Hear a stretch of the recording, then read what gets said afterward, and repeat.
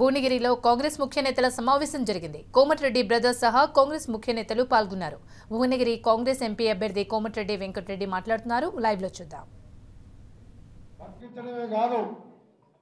కాంగ్రెస్ పార్టీని నిలబెట్టడమే కాదు, ప్రభుత్వాన్ని కూడా ప్రశ్నించడానికి ప్రతిపక్షాలు ఉండాలి. ప్రతిపక్షంలో మాలాంటి వారికి మద్దతు ఇచ్చి ఒక తెలంగాణ ఉద్యమకారునికి అండగా ఉండాలని మీ అందరూ కూడా చేతులెత్తి నమస్కరిస్తూ, ఈరోజు పార్లమెంట్ సభ్యుడు అంటే రాజగోపాల్ రెడ్డి గారిని చూసిను. ఇప్పటికీ ఎంపీ అంటే రాజగోపాల్ రెడ్డి అంటారు.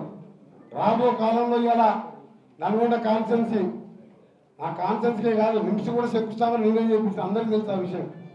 మిర్యాలగూడలో అభివృద్ధి కార్యక్రమం జీవోలో నా పేరే ఉంటుంది. శ్రీశైల సొరంగ మార్గం 2000 కోట్ల ప్రాజెక్టు, నల్గొండ జిల్లా చరిత్ర మార్చే ప్రాజెక్టు కోమటిరెడ్డి వెంకటరెడ్డి అని అందరికీ తెలుస్తుంది. కేసీఆర్ గారు అసెంబ్లీలో ఒప్పుకున్నారు. బ్రాహ్మణ వెళ్ళ ప్రాజెక్టు ఈయన పార్లమెంట్ సభ్యుడే. నాకటిపల్లి బ్రాహ్మణ వెళ్ళ ఎత్తిపోతున్న పదం 700 కోట్లు, 700 కోట్లతో 1,00,000 ఎకరాల ప్రాజెక్టు నేను 90% పూర్తి చేస్తే 5 ఏళ్ళ ఎంపీ ఉండి 10% పూర్తి చేయలే. మహాత్మా గాంధీ యూనివర్సిటీ 300 ఎకరాలలో గవర్నమెంట్ పరంగా అసలు యూనివర్సిటీ ఎక్కడ లేదు. అది నా కాన్సెప్ట్లో వెంకటరెడ్డి ఏర్పాటు చేసింది. నల్గొండ పట్టణంలో రోడ్లు చూసినా, ఫ్లైఓవర్లు చూసినా, గ్రామాన్ని చూసినా వెంకటరెడ్డి గారు ఏందో అందరికీ తెలిసిపోతుంది. అందుకనే ఆయన 20 ఏళ్ళుగా ఏం చేసినంటే 3,000 కోట్ల ప్రాజెక్టు తీసుకొచ్చి మహాత్మా గాంధీ గారిని యూనివర్సిటీ కట్టించి వెంకటరెడ్డి గారు ఏం చేసిందంటే ఏం చెప్పాలి. తెలంగాణ కూడా నా 3 ఏళ్ళ మంత్రి పదవి వదిలిపెట్టాం. ఆయనలాగా పదవి సంపాదించుకొని డబ్బులు సంపాదించుకునే వ్యక్తి కాదు కోమటిరెడ్డి బ్రదర్స్, కోమటిరెడ్డి వెంకటరెడ్డి. అందుకని మీ అందరికీ మళ్ళీ విజ్ఞప్తి చేస్తున్నాం. మన దేశ రాజకీయాలతో పాటు తెలంగాణ బానిసత్వానికి వెళ్ళి బయటపడాలంటే రాజకీయంగా మలుపు తిరిగే ఎన్నికలు ఇవి. ప్రశ్నించే ప్రజాస్వామ్యంలో ప్రశ్నించే హక్కులు మన ప్రతిపక్షం ఉండాలి.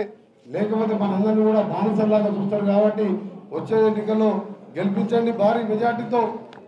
20 రోజులు కష్టపడండి. 5 సంవత్సరాలు మళ్ళా మీకు అండగా ఉంటాను.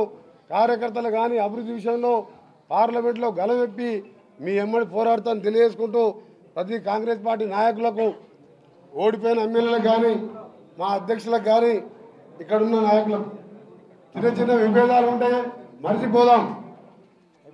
అన్నదమ్ముల్లాగా కలిసి ఉందాం.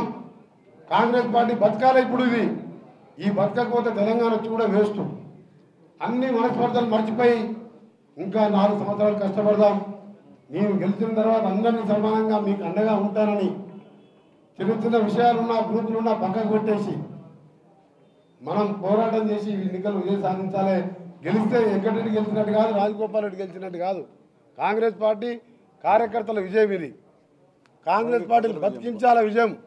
భువనగిరి కిల్లాపై కాంగ్రెస్ జెండా ఎగరాలి. తెలంగాణ రాజకీయాలు మలుపు తిరగాలి. దానికోసమే తప్ప పదవులు ముఖ్యం అనుకుంటే మంత్రి పదవి రాజీనామా చేసే కానీ కాదు. ఎవరు కూడా మంత్రి పదవి వదిలిపెట్టుకొని సర్పంచ్ కోసం కొట్లాడుకుంటున్న ఊళ్ళల్లో ప్రజల మీద, పిల్లల మీద తెలంగాణ రావాలని ప్రేమ ఉన్న వ్యక్తిగా 3 సంవత్సరాలు రాజీనామా చేసిన.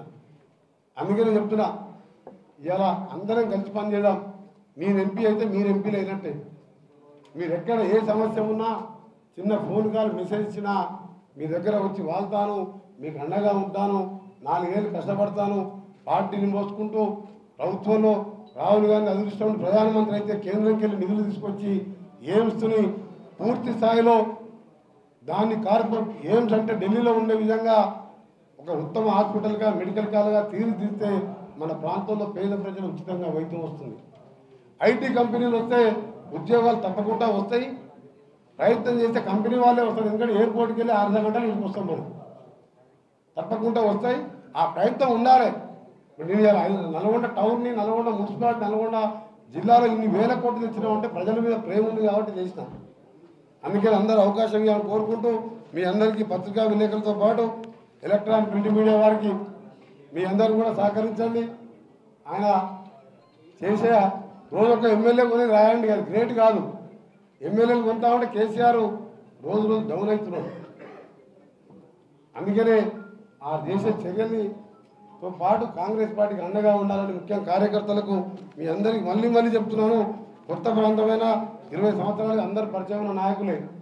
రాజగోపాల్ రెడ్డి గారి ద్వారా అందరు పరిచయం ఉన్న నాయకులే. మీరు కూడా వేరే ప్రాంతం. నేను యూత్ కాంగ్రెస్లో ఉన్నప్పుడు ఇక్కడ వచ్చేవాడిని ఎప్పుడు కూడా. కాబట్టి ప్రత్యేకమైన ప్రేమతో భువనగిరిలో ఉంటూ 24 మీ మధ్యలో ఉంటాను తెలియజేసుకుంటూ 25 తారీఖు ఇప్పుడే నామినేషన్ కార్యక్రమం చెప్పిండ్రు. నామినేషన్ కార్యక్రమంతో పాటు మధ్యలో రాహుల్ గాంధీ గారి ప్రోగ్రాం కూడా ఉంటుంది. అది కూడా త్వరలో డేట్ నిర్ణయిస్తుంది. సమయం తక్కువ ఉన్నది. అన్ని గ్రామాలకు రాలేకపోయినా వీలైన మండల హెడ్ క్వార్టర్ పర్యటిస్తాం.